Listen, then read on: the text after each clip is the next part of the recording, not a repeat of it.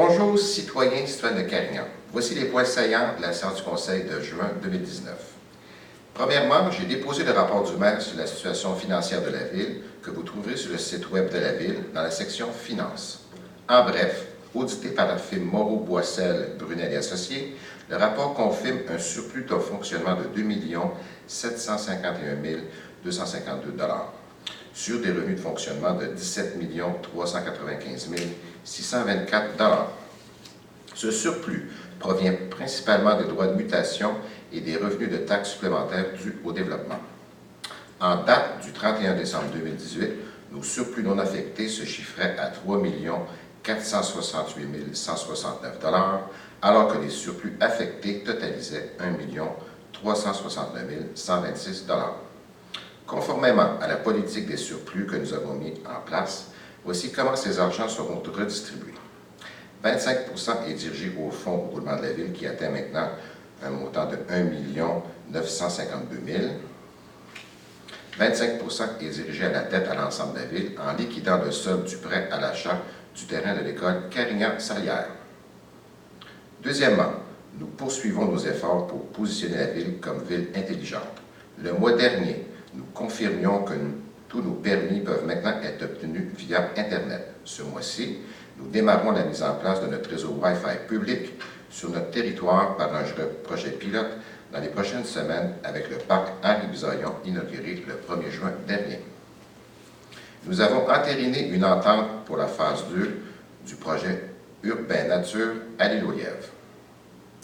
Ayant reçu les résultats de l'étude évaluant l'état des infrastructures de la Ville, on parle des routes, rues, aqueducs, étangs aérés, un bilan a été fait et nous commençons à octroyer les contrats. Ce mois-ci, nous avons endossé une vidange des boues des étangs aérés alors qu'on se prépare à réparer le mur qui est cédé l'an dernier. Une étude d'opportunité et de faisabilité pour la mise en commun des traitements des eaux usées avec la Régie intermunicipale d'assainissement des eaux usées de Saint-Bruno-Saint-Basile. Nous avons également autorisé la location de diverses machines et équipements pour des travaux de terrain prévus en régie.